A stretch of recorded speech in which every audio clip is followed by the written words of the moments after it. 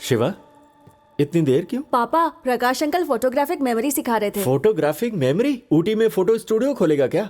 तुम आजकल काफी समय उसके साथ बिताते हो। वो आदमी ठीक नहीं है। प्रकाश अंकल के लिए ऐसा मत बोलिए, वो बड़े पुलिस ऑफिसर थे, हमें ट्रेनिंग दे रहे हैं। खींच के एक दूंगा। पागल जैसी बात करता है, बड़ा पुलिस वाला है। पता है, जिस तरह वो दिव्यांग है, तुम्हें भी कुर्सी पकड़ के बैठना पड़ेगा। उसके घर के पास जाना भी मत। सुनो मेरी बात, आज के बाद उसका नाम भी मत लेना, नहीं तो मैं तुम्हारी पढ़ाई बंद करवा के दुकान पर काम पे लगा दूंगा।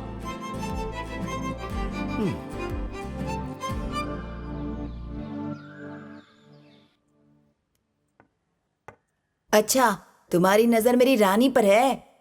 अब तुम चाल चलो। देखो शिवा, कितनी भी कोशिश कर लो, मेरी रानी को छू नहीं पाओगे। चेक।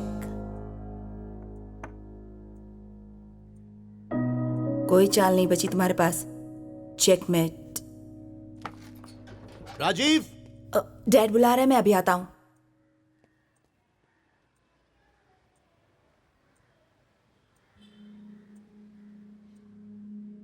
डैड,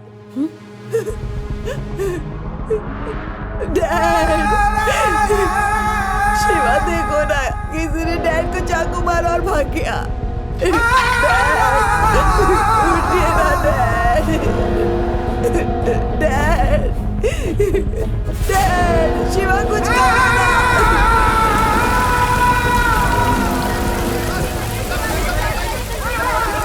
देखिए देखिए, शांत रहिए आप लोग, प्लीज शांत हो जाइए, प्लीज शांत हो जाइए। मैं बताता, शांत हो जाइए, प्लीज प्लीज बात को समझिए, प्लीज आप शांत हो जाइए। सर, आवाज बंद करो, चुपचाप बैठो चुपचाप। बच्चे, तुम कौन हो? तुम उनके घर पर क्या कर रहे थे? सर, मैं पड़ोस में रहता हूँ। मैं और राजीव चेस खेल रहे थे। मैं हमेशा उनके यहाँ जाता हूँ। हमेशा जाते हो? किस लिए? प्रकाश अंकल हम दोनों को पुलिस की ट्रेनिंग देते थे। पुलिस की ट्रेनिंग? क्या बोल रहे हो? थोड़ा डिटेल में कहो। सर, आपने उन लोगों को भागने दिया। आपके पास कोई सबूत नहीं है और हमसे ऐसे पूछ रहे जैसे हम मुजरिम हैं। जबान खींच लूंगा तुम्हारी। मुझसे जबान चलाते हो? लॉकअप में डाल दूंगा। आप नहीं कर सकते सर। नाबालिग को पुलिस स्टेशन लाना भी कानून के खिलाफ है। और जबान चलती तुम्हारी ना? अपने आप को क्या समझते हो? सर, इसे कुछ भी नहीं मालूम सर, इसे जाने दीजिए। ये मुझे कानून का पाठ पढ़ा रहा था, पुलिस ट्रेनिंग के बारे में बोल रहा था। क्या कहना चाहता? हम बेकार का काम कर रहे हैं यहाँ। सर, ये सच बोल रहा है सर। हमें वारदात की जगह ले चलिए सर, हम तहकीकात में आपकी मदद कर सकते हैं। बेशर्मी की भी कोई हद होती है सर। ये मैथ सीखने के लिए उनके घर जाता था, क्योंकि ये सब्जेक्ट मुझे नहीं आती है, इसीलिए ये मेरे मना करने के बावजूद वहां जाता था। साहब, मेरा रिकॉर्ड एकदम क्लीन है साहब। हम उनके पड़ोस में ही रहते हैं, बाकी उनके बारे में हमें कुछ भी नहीं पता। गाड़ी जाते हुए देखी थी। तू अभी बिल्कुल चुप रहे साहब। मैं अपने बेटे को हमारे हाथ में नहीं देख सकता साहब, इसे छोड़ दीजिए साहब। किशोर भाई, तुम्हें कुछ समझाओ ना। सर, ये कभी किसी लफड़े में नहीं पड़ता, हमेशा अपने काम से काम रखता है। ये कोई मामूली मर्डर केस नहीं है, highly sensitive police murder case है। डिपार्टमेंट की इज्जत दांव पे लगी है। हमें ऊपर से ऑर्डर्स हैं कि जल्द से जल्द खूनी को अरेस्ट करें। जिस कार में भागे थे, वो कार रास्ते में बिजली के खंबे से टकराई, फिर वो उसे छोड़कर भाग गए। सिर्फ इन दोनों ने ही उन्हें देखा है। मैंने इलाके के सारे गुंडों को राउंड अप किया है, इन्हें उनकी शिनाख्त करनी है। राकेश जी सर। उनका एड्रेस और फोन नंबर मिला क्या? मिल गया सर। देखिए मेरी बात सुनिए, जब भी मुझे इसकी जरूरत पड़ेगी आपको लेकर आना होगा। जाइए। पापा, पर राजीव, अरे पापा, मैं कह रहा हूँ, चल यहाँ से, चल। राजीव को भी साथ अरे में सुनो, चलो। रुको ना, रुको तो। अरे, तुमने जिंदगी में कभी कोई रिस्क नहीं उठाया, लेकिन अब इतने बड़े केस में फंस गए हो तुम। उस इंस्पेक्टर का दिमाग खराब है। इस केस की वजह से बहुत बड़ा लफड़ा होने वाला है। खूनी अभी भी आजाद बाहर घूम रहा है। भाई, मेरी बात मानो, लड़का अभी भी नाबालिग है। उन्होंने FIR भी दर्ज नहीं की है। सोचने में वक्त बर्बाद मत करो, शहर अरे किशोर, इधर आओ। हाँ, आ रहा हूँ। चल गाड़ी में बैठ, जल्दी निकलना होगा पापा, हमें। मेरी चल। बात सुनिए। सबूत इकट्ठा नहीं किया और 6 घंटे में मुझे इनको नहीं पकड़ा तो मुश्किल बढ़ जाएगी। मुझे बस 10 मिनट के लिए वहाँ जाने दीजिए। मैं पता कर लूंगा कि अंकल को किसने मारा। क्या बात कर रहा है तू? पागल हो गया है क्या? अगर तुझे भी मार दिया होता तो कितनी बार समझाया कि उनके घर मत जाया कर, फिर भी नहीं माना। देख शिवा, मैं सिर्फ तेरे लिए जिंदा हूँ। क्या तू भूल गया बेटा कि तेरी माँ के साथ क्या हुआ था? वो गई थी किसी का झगड़ा सुलझाने, लेकिन जिंदा वापस नहीं आई। झगड़ा तो सुलझ गया था, लेकिन हमारा परिवार रास्ते पर आ गया था। उनसे छुटकारा पाने के लिए ही हम लोग वहां से यहाँ पर आ गए थे। अब हम लोग फिर से उसी हालत में फंस गए। अब मैं तुझे कैसे समझाऊं? मेरी कुछ समझ में ही पापा नहीं आ सिर्फ 10 रहा मिनट के लिए, है। बस 10 मिनट के लिए मुझे जाने ए, दीजिए। अब तू अगर कुछ भी बोला ना तो मैं पहाड़ी से कूदकर जान दे दूंगा। पापा पापा सुनिए पापा, पापा मैं आपकी हर बात मानूंगा। पापा प्लीज रुक जाइए, आप जो कहेंगे मैं वो करूंगा, प्लीज पापा। तो वचन दे मुझे, तो पुलिस में भर्ती नहीं होगा, जिंदगी में कोई रिस्क नहीं लेगा, कोई जोखिम नहीं उठाएगा। जैसे मैं कहूंगा वैसे तुझे जीना होगा। अगर तू मुझे जिंदा देखना चाहता है तो वादा कर बेटा।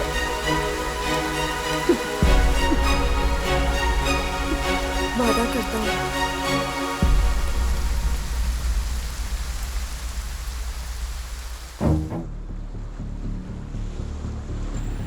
वापस दो, वापस दो, वापस दो, वापस दो, हमारा पासपोर्ट वापस दो, हमारा पासपोर्ट वापस दो, वापस दो, वापस दो, हमारा पासपोर्ट वापस दो, वापस दो, वापस दो, हमारा पासपोर्ट वापस दो। हम कमजोर नहीं है, कमजोर नहीं, कमजोर नहीं, हम कमजोर नहीं है, कमजोर नहीं, कमजोर नहीं, हमारा पासपोर्ट वापस दो, हमारा पासपोर्ट वापस दो, हमारा पासपोर्ट वापस दो, हमारा पासपोर्ट वापस दो, वापस दो, वापस दो, हमारा पासपोर्ट वापस दो, वापस दो, वापस दो, हमारा पासपोर्ट वापस दो।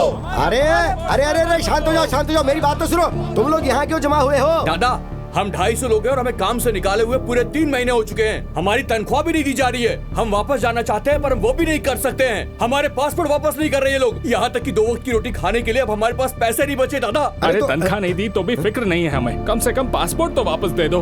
हम बस वापस अपने घर लौट जाना चाहते हैं। अरे अरे शांत हो जाओ, मेरी बात सुनो, मेरी बात सुनो। अरे तुम लोग यहाँ झंडा उठा के कभी भी हड़ताल नहीं कर सकते हो। सुनो, ये अपना देश नहीं है, वो कभी भी उठा के तुम्हें जेल में डाल सकते हैं। तुम्हारे पास पासपोर्ट नहीं, फिर इतना हल्ला क्यों कर रहे हो? अरे जिस आदमी ने मुझे भेजा उसका नाम ईश्वर मूर्ति है। हम लोग आपस में बात करेंगे और कोई हल निकालने की कोशिश करेंगे।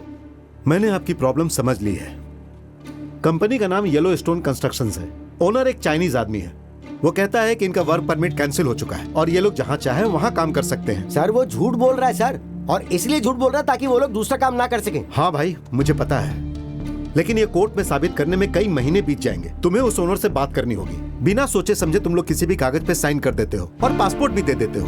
फिर जब प्रॉब्लम होती है तो हमारे पास आते हो। आई एम सॉरी गणेश, अगर वो मालिक नहीं माना तो मैं तुम्हारी कोई मदद नहीं कर पाऊंगा। सर लोगों ने उसके लिए अपना खून पसीना बहाया है, लेकिन अब उसके वॉचमैन इन लोगों को बुरी तरह से भगा के बाहर कर रहे हैं। हमें बस आपका ही भरोसा है सर, कुछ तो कीजिए सर, प्लीज सर। ये पुलिस वाले भी हमारी कोई मदद नहीं कर रहे दादा। इसका बाप जिंदगी और मौत से लड़ रहा है दादा। वहां जाकर ये अपने बाप से मिल पाएगा या नहीं मिल पाएगा हम ये भी नहीं जानते। मेरी बीवी पेट से रोज मुझसे पूछती है हॉस्पिटल के खर्चे के लिए पैसे कब भेजोगे, बताओ तुम पैसे क्यों नहीं भेज रहे हो। उसे किस मुंह से बताऊं कि यहाँ मेरी क्या हालत हो गई है दादा। छोड़ो, खुदकुशी एक रास्ता बचा है अब। अरे मैं भी तो तुम लोगों के लिए लड़ रहा हूँ ना, ऐसे मायूस नहीं होना चाहिए। जगन, माना हम लोग यहाँ इमिग्रेंट्स हैं, लेकिन हम लोगों ने पूरी ईमानदारी और लगन से काम किया है, उसकी कोई कीमत नहीं है क्या?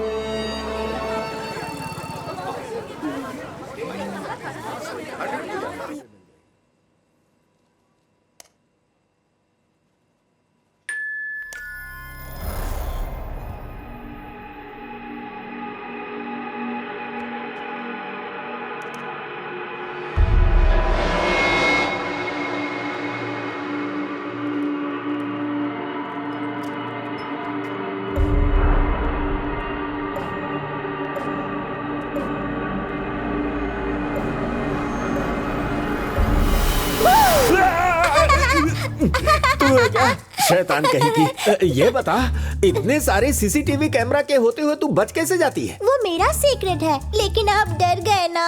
सच बिल्कुल बोलिए। नहीं, बड़े लोग डरने का नाटक करते हैं जिससे बच्चे खुश होते हैं। देखा मैंने तुम्हें कैसे उल्लू बनाया? अरे अंकल, मैं नहीं, आप बने। ए, जवाब देती है, आने दो उसे। उससे कहकर तेरी चोटी कटवा दूंगा। बाप रे, इसने डरा के मेरी दिल की धड़कनें बढ़ा दी। आपके बेटे ने ही मुझे सिखाया है कि आपको कैसे डराया जाए। वैसे शिवा अंकल आज जल्दी लौटने वाले नहीं हैं। हमारे कुछ लोगों का पासपोर्ट इशू हो गया है और वो लोग पुलिस स्टेशन में गए हुए हैं। शिवा अंकल भी। पुलिस स्टेशन में? मेरा बेटा?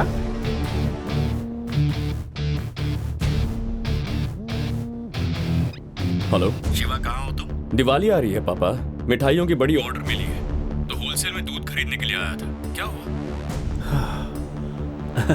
दूध लेने गया है? मुझे इस छोटी शैतान ने बताया कि पुलिस स्टेशन में कोई प्रॉब्लम हुई है और तू वहाँ पर गया हुआ है। मुझे तो विश्वास ही नहीं हुआ। Police station? मैं कभी वहाँ जा सकता हूँ पापा? कितना रिस्की हो सॉरी बेटा सॉरी, मैंने तुम्हें फोन करके डिस्टर्ब कर दिया।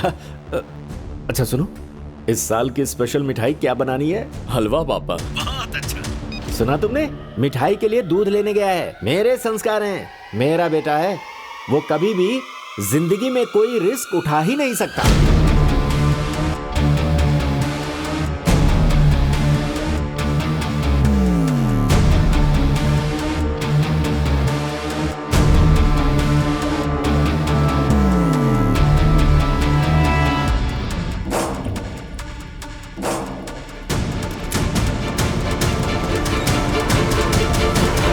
अपने बेटे के बारे में कुछ और बता देता हूँ। वो बचपन से ही सही रास्ते पर चलता आया है। गलत काम के बारे में उसे कुछ भी मालूम ही नहीं है।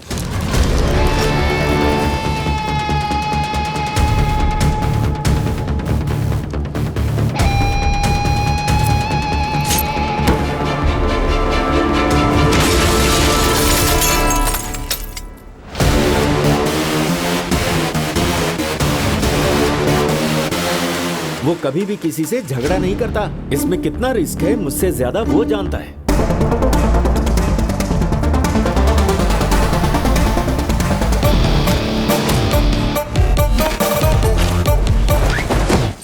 शिवा, मैंने कांच टूटने की आवाज सुनी। उसके दांत टूटे हैं। तू जल्दी से जीपीएस ट्रैकर चेक कर। ये कितना कॉम्प्लिकेटेड है? बस 2 बटन ही तो दबाने हैं, एक स्पेस बार और एंटर। इतना भी नहीं होता क्या? हाँ, ठीक है ठीक है ठीक है ठीक है, गॉट इट। किस तरफ जाऊं, राइट या लेफ्ट?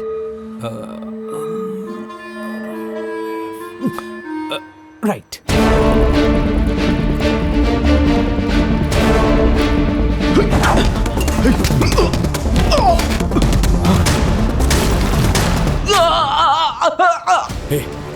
लॉकर रूम किस तरफ है? तू बस सीधा जाता रहे, सामने ही लॉकर रूम है। ओके।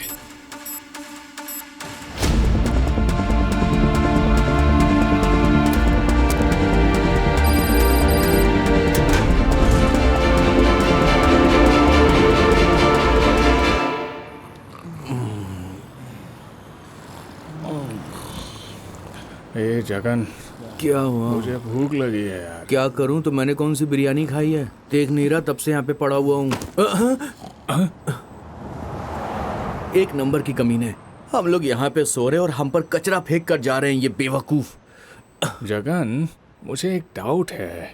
अब क्या है? तुझे याद है बाढ़ में फंसे लोगों को उन्होंने कैसे राशन पहुंचाया था? पता है ना तुझे? हाँ। वैसे ही शायद कोई हम पर तरस खाकर खाने की चीज तो फेंक कर नहीं गया होगा। हाँ?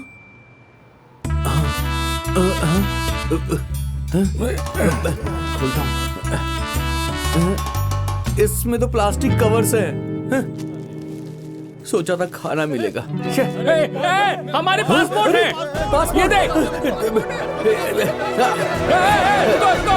सबके लगता है इसमें। ये देखो, ये तो मेरा पासपोर्ट है और इसमें हमारी तनख्वाह भी है। ए सुनो, आ जाओ। शिवा, अरे शिवा, आ जाओ। क्या बात है यार, बिरयानी लेकर आया। अरे भाई, आ जाओ, आओ खाओ, ये लो। हाँ, शिवा, दे रहा मुझे हूँ, भी। दे रहा हूँ।